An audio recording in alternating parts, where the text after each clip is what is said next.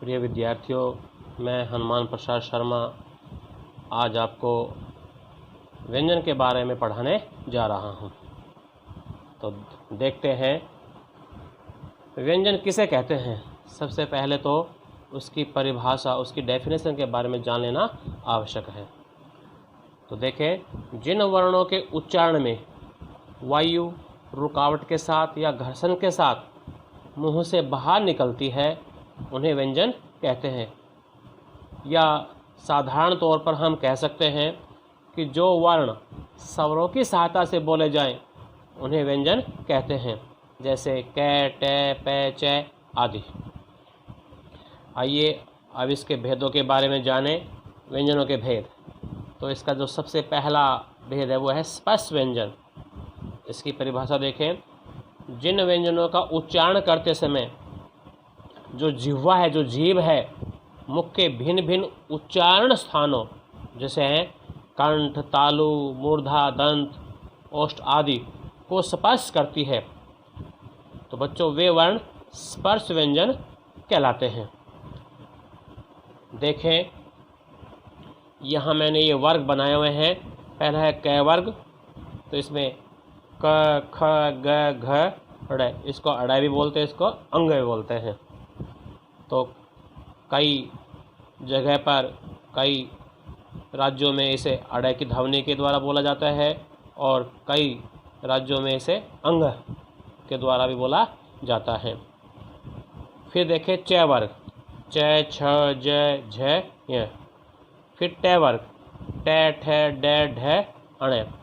और जो ये दो मैंने वर्ण लिखे हुए हैं, दो ये व्यंजन में लिखे हुए हैं, ये डे और ढे से विकास करके ही बने हैं, क्योंकि जो ये इनके नीचे बिंदी लगाई हुई, जो मैंने बिंदु लगाई हुई है, ये इन दोनों का विकास हुआ है, उसी से ये बने हैं।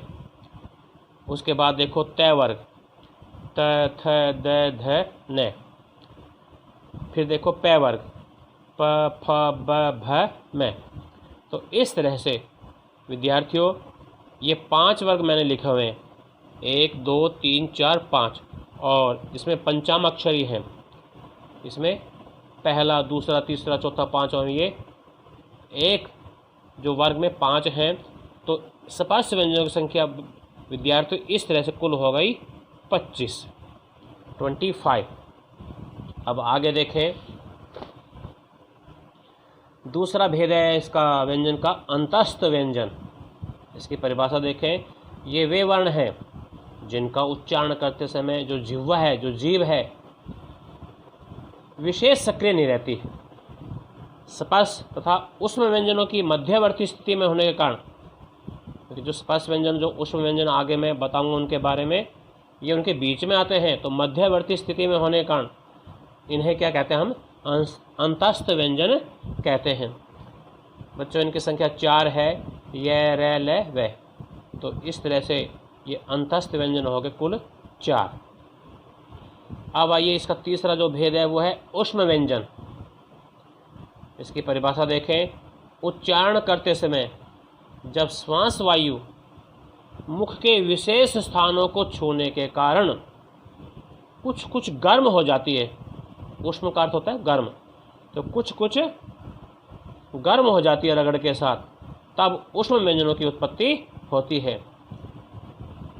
प्यारे बच्चों, ये भी 4 ही होते हैं, जैसे श, श, से और है। इनकी संख्या भी 4 मानी गई है। तो इस तरह से ये कुल हो गए 33। 25 स्पर्श व्यंजन, 4 अंतस्थ व्यंजन और 4 ही उष्म व्यंजन। आइए इनके अलावा जो अन्य व्यंजन है जिनको हम संयुक्त व्यंजन की संज्ञा देंगे, संयुक्त व्यंजन कहेंगे, उनके बारे में भी जानना आवश्यक है। देखें, संयुक्त व्यंजन किसे कहते हैं? जब 2 या 2 से अधिक व्यंजनों के बीच में स्वर नहीं होता तो वे आपस में मिल जाते हैं। इस प्रकार मिलकर बने व्यंजन को संयुक्त व्यंजन कहते हैं। क्योंकि ये मिलकर बनते हैं इसलिए इनको संयुक्त व्यंजन कहते हैं। जैसे यहाँ देखो, जो ये पै है ये स्वर रहित है, क्योंकि जो हलंत लग जाता है उसमें स्वर नहीं माना जाता, और यदि हलंत हटा दो तो उसमें ए जुड़ा होता है, फिर वो व्यंजन बन जाता है। तो शुद्ध व्यंजन तो होते हैं जो हलंत लगाए हुए हैं, जिनके आगे हलंत लगता है वो शुद्ध व्यंजन होते हैं। परंतु ये हलंत हटा के जब उनके साथ ए जोड़ दिया जाता है, जो है कि ए की ध्वनि उनके साथ निकलती है, तो वो व्यंजन बन जाता है। तो यहाँ पर जो ये पै है ये स्वर रहित है। फिर जमा यह दिखाया हुआ है तो इसका अर्थ होगा पह, जैसे प्यासा। फिर यहाँ लिखा हुआ है तय स्वर रहित है, फिर है थ तथ। तो इस प्रकार से ये संयुक्त व्यंजन कहलाएंगे। तो इनकी संख्या देखो 4 मानी गई है, 4 संयुक्त व्यंजन। जैसे श का देखो कै स्वर रहित प्लस में श स्वर रहित प्लस में ए, या हम इनको ऐसे भी लिख सकते हैं कै प्लस में श, दोनों मिलकर ये हलंत हट जाएगा ये, तो ये बन जाएगा कै हलंत और प्लस में श। इसी प्रकार इसको भी त्रै, तय भी स्वर रहित, रै भी स्वर रहित है, और इसके साथ फिर वो स्वर जुड़ गया ए, इसको भी इसी प्रकार लिख सकते हैं तय प्लस में रह। इसको फिर है ज्ञ, इसको जैसे जय स्वर रहित, यह स्वर रहित, फिर प्लस में ए, इसको हम लिखेंगे इस प्रकार से जय प्लस में। चौथा है श्रय, श स्वर रहित है, रै भी स्वर रहित है प्लस में ए, इसको हम लिखेंगे ऐसे स प्लस में रे। तो प्यारे विद्यार्थियों, इस तरह से इनकी संख्या होती है, ये भी 4 ही माने गए हैं। जो व्याकरण की दृष्टि से हैं ये 4 ही माने गए हैं। अब आइए कुछ एक आगत वर्ण भी हैं, आगत वर्ण जो विदेशी भाषाओं से आते हैं। जैसे ये जय, जिसके नीचे में ये जो बिंदी लगाई होती है, इसको व्याकरण में नुक्ता बोलते हैं। ये बिंदी लगाई हुई मैंने यहाँ पे, इसको नुक्ता बोलते हैं। ज फ और ये हो गया आ, ये दोनों उर्दू फारसी भाषा से लिए गए हैं, ये अंग्रेजी भाषा से लिया गया है। तो इस तरह से ये आगत वर्ण कहलाएंगे।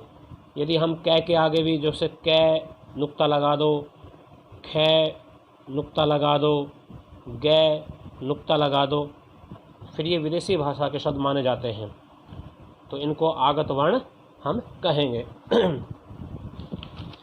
अब आइए मैं अब आपको प्रयत्न के आधार पर वर्णों के भेद के बारे में बताता हूँ, उनका परिचय देने जा रहा हूँ। तो पहले देखो प्रयत्न कहते किसे हैं, इस प्रयत्न को जानना बहुत ही जरूरी है।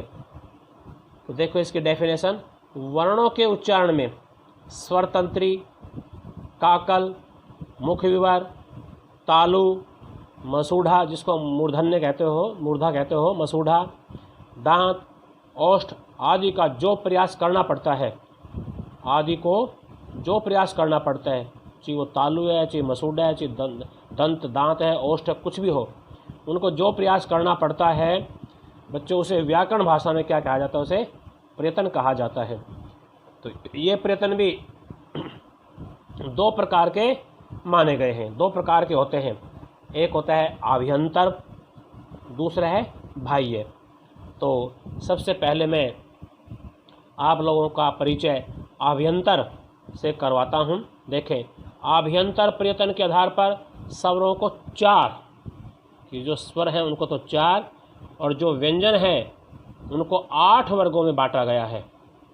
ध्यान रखना, ये आभ्यंतर प्रयत्न के आधार पर है कि स्वर को 4 और व्यंजनों को 8 वर्गों में रखा गया, उनको बांटा गया। तो सबसे पहले स्वर देखो, प्रकार देखो, संवृत्त स्वर, इसके अंतर्गत क्या क्या आएंगे, ई उ। उसके बाद नंबर 2 पे है अर्ध संवृत्त स्वर, इसके अंतर्गत आएंगे ए आई ओ औ। फिर तीसरे नंबर पर आता है अर्ध विवृत्त स्वर, इसके अंतर्गत सिर्फ ए आता है। फिर है विवृत्त स्वर, इसके अंतर्गत आता है आ, और ये विवर्त का होता है खुला हुआ। अब देखें, जो ऊपर बताया था व्यंजनों को 8 वर्गों में बांटा गया है। बच्चों कई बार ये एग्ज़ाम में पूछ लेते हैं कि जैसे आभ्यंतर प्रयत्न के आधार पर बताइए जो ओ है वो स्वर के किस भेद के अंतर्गत आता है, किस प्रकार का है वो अर्धस्वरित स्वर लिखा जाएगा। आप पूछ ले तो उसको आप एग्ज़ाम में विवर्त स्वर के नाम से जानेंगे, उसको लिखेंगे। इसी प्रकार अब आइए व्यंजन के बारे में। जो 8 वर्ग कौन कौन से हैं? सबसे पहले तो स्पर्श व्यंजन। इसमें बच्चों सिर्फ जो पंचमाक्षर है, 5वां जो अक्षर जो पीछे मैंने आप लोगों को जो क ख ग घ या अड़े भी बोलते हैं उसको, तो जो पीछे लास्ट में आते हैं वर्गों के जो लास्ट में आते हैं उनको छोड़ दो। तो जो पहले 4 अक्षर आएंगे, पहले 4 जो वर्ण आएंगे वो कहलाएंगे स्पर्श व्यंजन। स्पर्श व्यंजन में पीछे बता चुका हूँ कि जैसे उनकी संख्या 25 बताई गई है, तो पंचम अक्षर को छोड़ देना और पहले चारों आप लोग ले लेना, तो वो किसके अंतर्गत आएंगे? स्पर्श व्यंजन के अंतर्गत। फिर नंबर 2 पे आता है स्पर्श संघर्षी व्यंजन। इसमें कौन कौन से आएंगे? न, छ, ज और झ। फिर नंबर 3 पे आता है संघर्षी व्यंजन। इसमें आएंगे मैं, श, है, ख। ये नुक्ता मैंने लगाया हुआ है, ये देखो नुक्ता यहाँ मैंने लगाया हुआ है, ये 3। तो ख, ग, ज, फ और एक है व, ये संघर्षी व्यंजन के अंतर्गत आते हैं। फिर है अनुनासिक। प्रत्येक वर्ग का जो पंचम अक्षर है, 5वां है, जैसे क, ख, ग, घ, अड़ बोलते हैं अंग, तो जो लास्ट में आते हैं 5वां वो ले लेना है, 5वां अक्षर ले लेना है। और एक अनुस्वार, जिसका चिन्ह आपको मालूम ही है, ये जो बिंदु होता है ऊपर लगता है, ये अनुस्वार, जो ध्वनि नाक से निकलती है, केवल नाक से, उसको हम अनुस्वार बोलते हैं। तो ये चिन्ह मैंने लिख दिया। तो एक तो आएगा अनुस्वार और एक आएगा प्रत्येक वर्ग का 5वां अक्षर, पंचम अक्षर आएगा। और अब देखें 5वां है पार्श्विक व्यंजन। देखो जो ल है ये काफ़ी बार एग्जाम में पूछा गया है, जैसे 4 ऑप्शन दे दिए और उसमें क, ल, प और ल डाल दिया गया और पेपर सेटर पूछेगा कि इनमें से पार्श्विक व्यंजन छाटिए। तो बच्चों इसको ध्यान रखना, पार्श्विक व्यंजन ये होता है ल, ये काफ़ी बार पूछा गया है। पार्श्विक का अर्थ जानते हो, जो पर्दे के पीछे से जो गाता है, कि अभिनय एक्टिंग तो कोई कर रहा होता है गाने पर और उसके पीछे से जो गा रहा होता है वो पार्श्व गायक कहलाता है। जैसे मोहम्मद रफ़ी है, लता मंगेशकर है, मन्ना डे है, किशोरदा है, तो ये जो पर्दे के पीछे से गाना गाते हैं वो पार्श्व संगीत कहलाता है। तो ये काफ़ी बार आया है, इसको ध्यान रखना। उसके बाद है लुंठित, या इसको हम प्रकंपी भी कह सकते हैं, ये भी काफ़ी बार एग्जाम में पूछा गया है, ये होता है रे। और जो डे और ढे जो विकास करके बने हैं, जिनके नीचे ये बिंदु लगा है, जो कि डे और ढे का विकास करके बने हैं, बच्चों ये भी काफ़ी बार पूछा गया। हम इनको उत्क्षिप्त व्यंजन कहेंगे, ये भी इम्पोर्टेंट है, ये भी इम्पोर्टेंट है, ये भी इम्पोर्टेंट है। तो ये जो डे और ढे ये उत्क्षिप्त व्यंजन कहलाते हैं। उसके बाद अर्धस्वर, अर्धस्वर मतलब आधे स्वर, जैसे ये आ गया और वे आ गया, ये दोनों किसके अंतर्गत आएंगे? अर्धस्वर के अंतर्गत जाने जाते हैं। तो इस तरह से मैंने आभ्यंतर जो भेद है प्रयत्न के आधार पर उसके बारे में बताया। अब विद्यार्थियों अब देखें बाह्य प्रयत्न के आधार पर जो वर्णों के भेद हैं वो 2 माने गए हैं। मैंने ऊपर लिखा भी है, उच्चारण में श्वास कह दो या प्राण की मात्रा के आधार पर वर्णों के भेद ये आएंगे बाह्य प्रयत्न के आधार पर। जो बाह्य प्रयत्न आभ्यंतर प्रयत्न मैंने पीछे बता चुका हूँ। अब ये बाह्य प्रयत्न के आधार पर तो सबसे पहले अल्पप्राण, इसकी डेफिनेशन देखें, जिन ध्वनियों के उच्चारण में मुख से वायु कम मात्रा में निकलती है उन्हें हम अल्पप्राण कहेंगे। जैसे देखो प्रत्येक वर्ग का जो पहला, तीसरा और 5वां है ये विषम संख्या है, क्योंकि 1, 3, 5 2 से डिवाइड नहीं होती। तो जो 2 से डिवाइड नहीं होती, 1, 3, 5 यहाँ टेबल मैंने बनाई हुई है। जैसे क वर्ग लिखा हुआ है मैंने, च वर्ग लिखा हुआ है, ट वर्ग लिखा हुआ है, त वर्ग लिखा है, प वर्ग लिखा हुआ है। तो इसमें जो पहला, तीसरा और 5वां जो वर्ण है एक तो वो अल्प प्राण के अंतर्गत आएगा, और इनके अलावा सभी स्वर जो 11 के 11 स्वर हैं वो भी अल्प प्राण के अंतर्गत आते हैं, और जो अनुस्वार है जो बिंदी ऊपर लगती है वो भी अल्प प्राण के अंतर्गत, और जो अंतस्थ व्यंजन है जैसे ये रे ले वे चारों के चारों हैं ये भी इसके अंतर्गत ही आएंगे। तो बच्चों इस तरह से इनकी कुल संख्या होगी 15 है, क्योंकि 1 3 5 5 5 है तो 5 ते 15, तो ये हो गई 11 स्वर हो गए, 1 अनुस्वार हो गया और 4 अंतस्थ व्यंजन हो गए, तो कुल हो गए ये 31 हो गए। अब आइए महाप्राण, अंडरस्टूड है। वहाँ ऊपर मैंने बताया था वायु कम निकलती है, तो इसमें वायु कैसे निकलेगी? अधिक निकलेगी। तो जिन ध्वनि के उच्चारण में मुख से वायु अधिक निकलती है वो क्या कहलाएंगे? महाप्राण कहलाएंगे। आइए आप देखें, जो प्रत्येक वर्ग का दूसरा और चौथा है, क्योंकि 1 3 5 तो अल्प प्राण के अंतर्गत आ गए, बच कौन सा गया? दूसरा और चौथा जो चरण है, जो वर्ण है वो बच गया। तो ये जो सम है 2 से डिवाइड 2 और 2 4, 2 से डिवाइड हो जाते हैं, ये सम संख्या हो गई, तो ये आएंगे महाप्राण के अंतर्गत। इसका ध्यान रखना। तो दूसरा और जो चौथा अक्षर है वो आएगा। उसके अलावा विसर्ग जो 2 खड़े बिंदु होते हैं जो है की ध्वनि देते हैं वो इसके अंतर्गत आता है, और एक उष्म व्यंजन जो 4 होते हैं श, श, से और है, ये चारों के चारों भी इसके अंतर्गत ही आते हैं। तो देखो कुल इनकी संख्या होगी, जैसे 10 तो हो गए, जैसे ख हो गया और घ हो गया, तो 10 तो ये हो गए, क्योंकि 5 5 है ना, तो 5 दूनी 10, तो 5 का मल्टीप्लाई 2 से करोगे तो 10 तो हो गए ये। उसके अलावा विसर्ग हो गया, उसके अलावा 4 हो गए उसमें व्यंजन, तो इस तरह से 10 और 1 11 और 4 15, तो इनकी संख्या हो गई ये 15 हो गई। ठीक है। तो अब इसके अलावा आगे आइए भाई, ये प्रयत्न के आधार पर समझाने जा रहा हूँ ये। तो स्वर तंत्री में श्वास के कंपन के आधार पर वर्णों को 2 अन्य भागों में बांटा गया है। 2 अन्य भाग होते हैं इसके। जैसे पहला है अघोष, ए का मतलब नहीं, घोष मतलब जिसमें गर्जन नहीं हो, जिसमें गूंज नहीं हो। तो इसकी डेफिनेशन देखो, जिन वर्णों का उच्चारण करते समय जो गूंज है वो पैदा नहीं होती, ए का मतलब नहीं, जो गूंज है वो पैदा नहीं होती, और केवल श्वास का प्रयोग होता है, प्यारे बच्चों उन्हें हम अघोष कहेंगे। वो क्या कहलाएंगे? अघोष। तो इसमें देखो, प्रत्येक वर्ग का जो पहला और दूसरा वर्ण होता है, कि पहला और दूसरा वो तो आएंगे अघोष के अंतर्गत, पहला और दूसरा वर्ण। और उसके अलावा जो तीनों श हैं, श और से, ये भी जो तीनों हैं ये 3 भी अघोष के अंतर्गत ही आएंगे।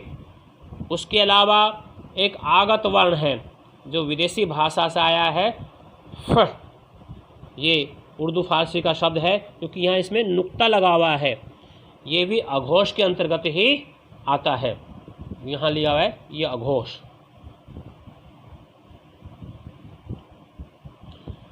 अब आइए दूसरा जो इसका भेद है वो है घोष कह दो या इसको सघोष कह दो। इसकी डेफिनेशन देखो, जिन वर्णों का उच्चारण करते समय गूंज पैदा होती है, ऊपर है का मतलब नहीं पैदा हुई गूंज, यहाँ गूंज पैदा होती है, उन वर्णों का प्रयत्न घोष होता है, अर्थात उनको हम घोष कहेंगे।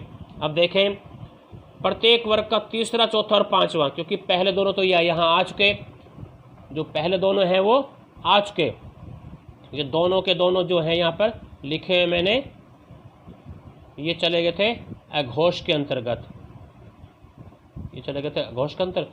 बाकी बच गए ये 3, ये तीनों के तीनों, जो ये तीनों के तीनों हैं ये बच गए, ये चले जाएंगे घोष के अंतर्गत।